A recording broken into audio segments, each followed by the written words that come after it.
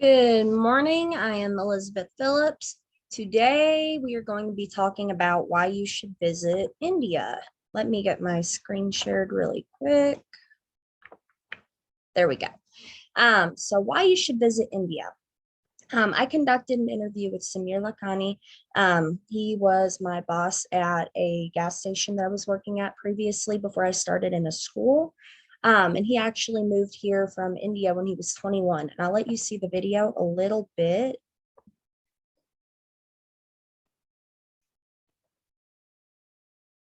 Get away from my voice.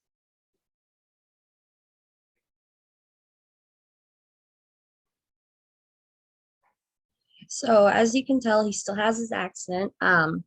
He just gained ownership over there at the top of the mountain shell right outside of Westgate, or the Westgate of Hot Springs Village. And so I decided to ask him a few of those internet interview questions that we got for class. And my first question that I'd asked him is, what is your definition of culture? His response was, culture is something you follow that is given to you. You are given it as a child and it is a part of you. As far as the question went, he really didn't know how to explain it too much other than it's just a part of you. It's something that you have.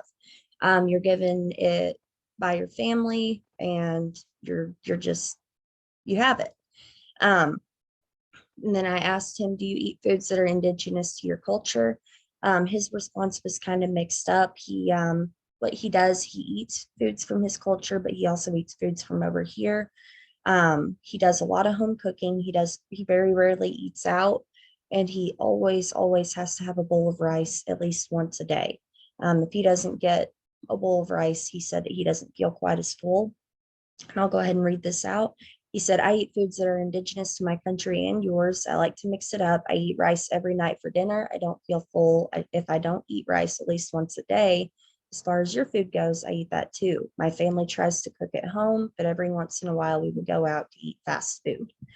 I then asked him how important is education to you, and he explained very well that education is extremely important. It plays a big role. He said you might not have what I have, but I think everyone needs to go to school. Everyone needs to be educated. If you are not educated, then you will not know the difference between right and wrong. He also says that literacy plays a big role in how you develop as well. So what religions are common in India? I had asked him that. I tried to get a good answer. He pretty much, what happens with religions in India is there are a bunch of states that make up India, and every state claims a different religion or a different language.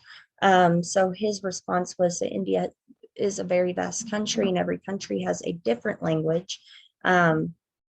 Every state has their own regional religion and languages. And then he explained to me, I myself can speak Hindi, Telugu, and English, a lot of languages. In education in India, they require you to at least learn, well, to learn at least two languages. So what are schools like in India? Samir told me schools in India are very strict. You learn every day. You learn multiple languages at a young age that often include Hindi and English. Teachers will use sticks or rulers to smack your hands to keep you on track. However, the education system was very good. He learned a lot of what he knows there. This one right here, this one was struck a chord with me as well because I kind of believe what Samir believes. I asked him, how strong do you think culture is in the world today? He said, I believe the sense of culture in the world today is falling out. People are slowly losing the practices by each generation and don't acknowledge all that is behind their culture. And I think he made this very clear. As far as culture goes, many people really don't practice it as much as they used to. It falls out with every generation. Practices, traditions aren't quite as strong, and then eventually it just kind of falls through. This is a picture of Samir Lakhani before he turned into my boss. I found it on his Facebook. So when you go to visit India, there are a couple of norms. Concerning food and beverages, you'll see things like curries and Indian thalis, tandoori and chicken tikka, lassi, which is a yogurt-based drink, and sugarcane juice. I have not personally tried any of these, but they look amazing. I know as far as curries go, they usually have some kind of meat in them, and some sauce. Tandoori and chicken tikka is pretty much like a kebab. Sugarcane juice is self-explanatory. It's juice from sugarcane. And then lassi is pretty much like yogurt in a cup, from what I understand from asking around. Customs and traditions include the Agori Sadhus of Varanasi. Yep. This is an image right here of three men who are part of the Agori Sadhus. The Agori Sadhus are monks who renounce any and all earthly possessions in order to attain spiritual liberation. And you'll notice as I go through this, there's spiritual liberation plays a really big part in their lives. They have four main components, which I'll go over in a minute, that help lead them to a path of righteousness.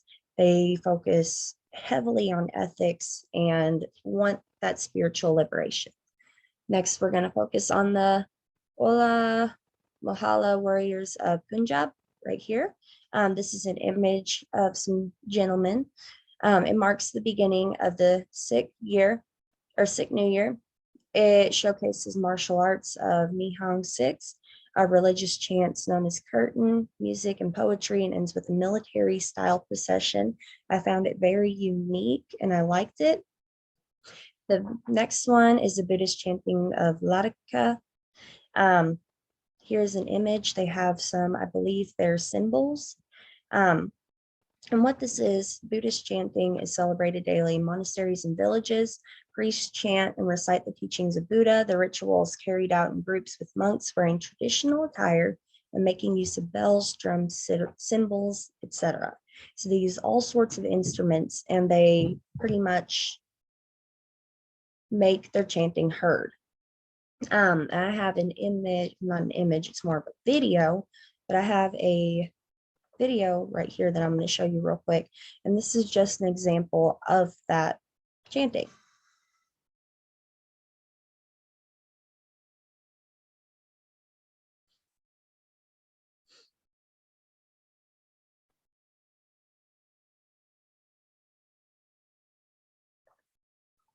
And as you can tell, they use lots of instruments. They go for it.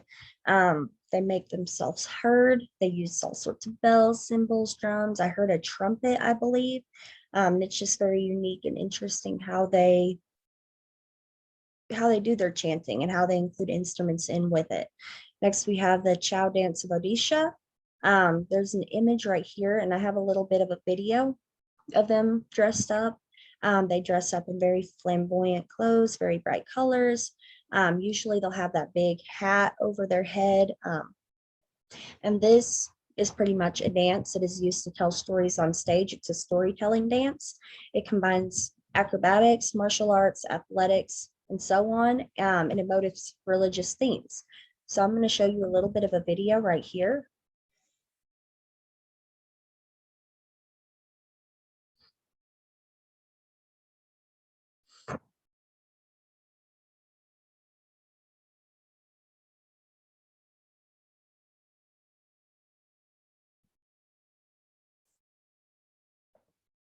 I thought that was very, very unique.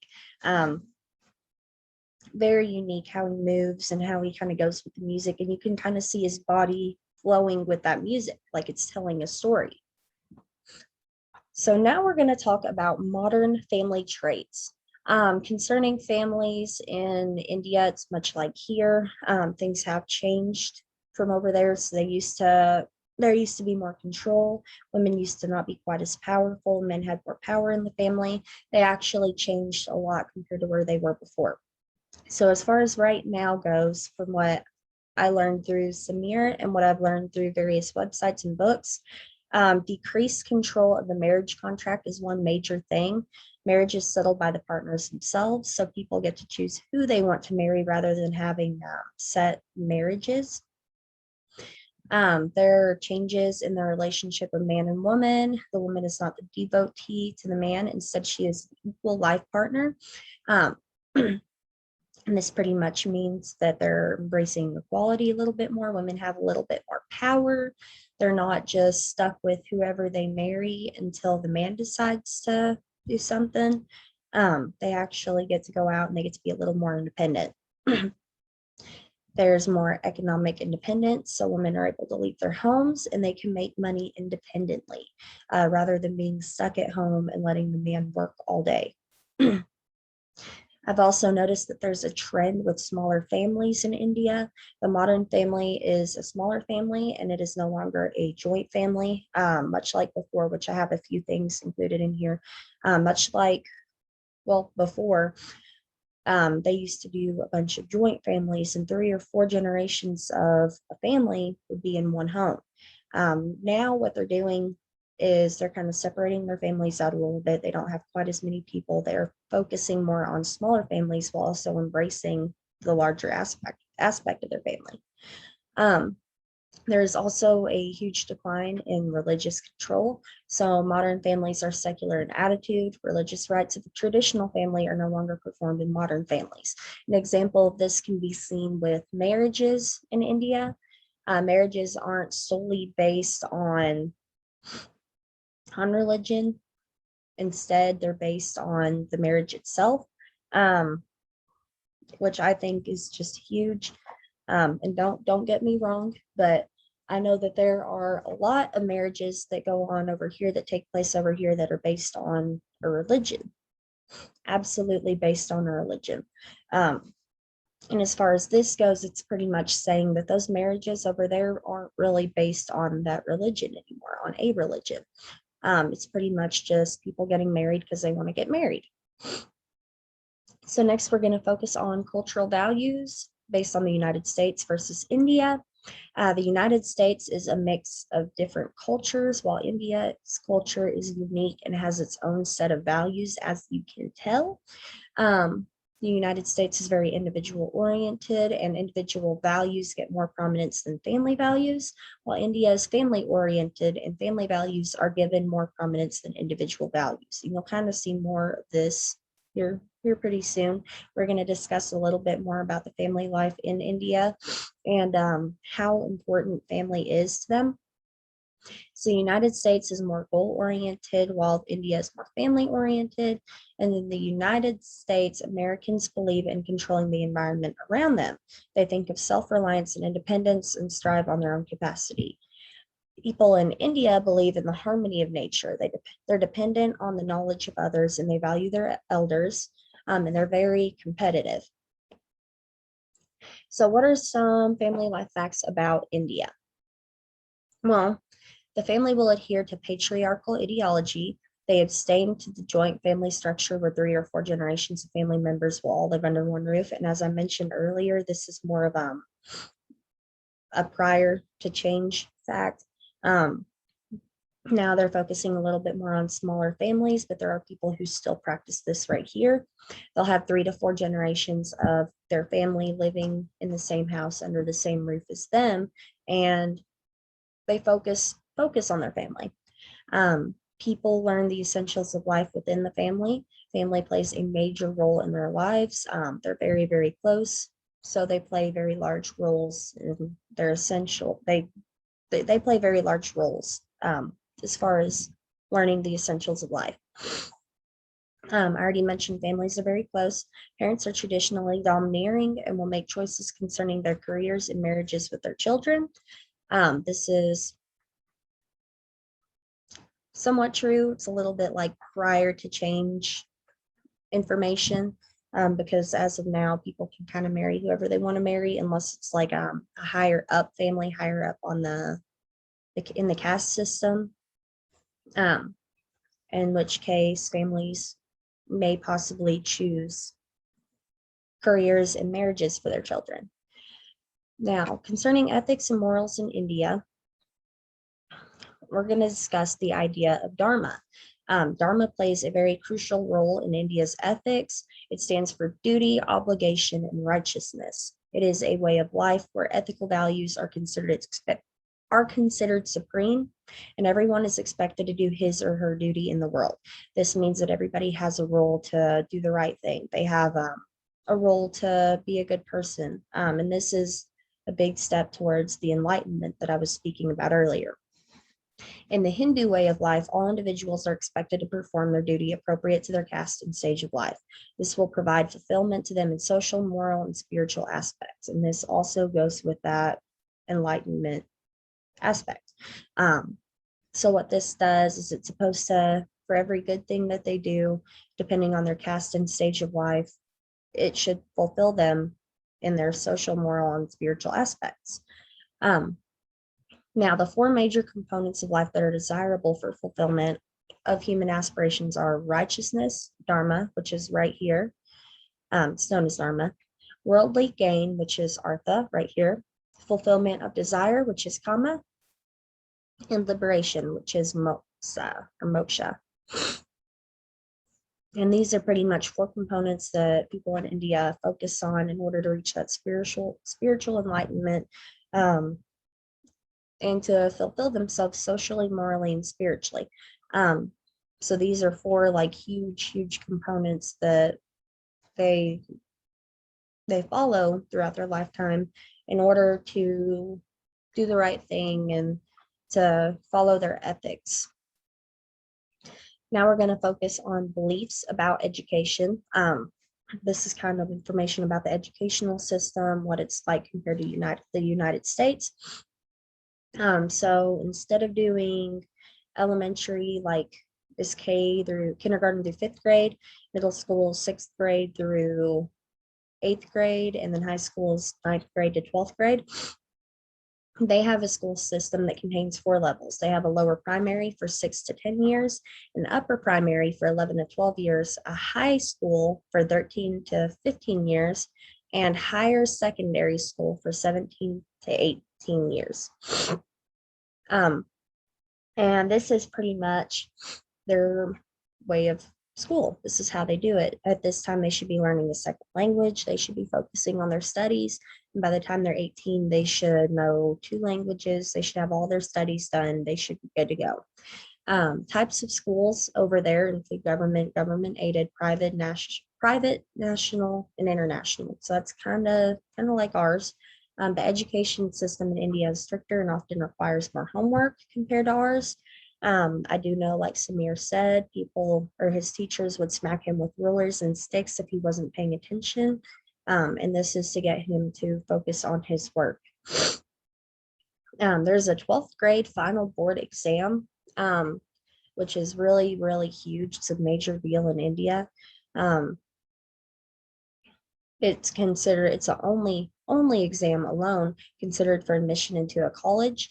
So this means that there's no reason to constantly worry about maintaining grades throughout the 4-year period that many US students experience. So in our case, we'd have to have a good GPA for 9th grade, 10th grade, 11th, and 12th to have a good overall GPA in order to go to college. As far as India goes, they have this one final exam that they have to do good on in order to go to college. They don't have to worry about any other grades. Granted, it would be best for them to get good grades. That way they can pass that. Now, homeschooling in India isn't quite that popular. Individuals believe in formal learning in a school. However, there are a few parents that do homeschooling for their children. The only thing with that is that there's no structured system to really assist them. So they don't get the help that we do in America concerning homeschooling for their children. That is the end of my presentation. I would like to show you my works cited. I'm going to go ahead and get that up real quick. I don't know why I don't have it up. I had to do it on a separate page because my infographic was getting a little too long. So we're going to get that. This is my works cited. I've got websites all up here. Let's see. I've got a couple of books. I've got a news clipping. This was actually about some of the food in India. Granted, this is from a place in Seattle, but they do follow Indian food very closely. I made sure to double check. And then I have also cited Samir Lakhani from India for helping me out with this presentation, and I do appreciate him helping me out. Other than that, I believe that is it. And thank you.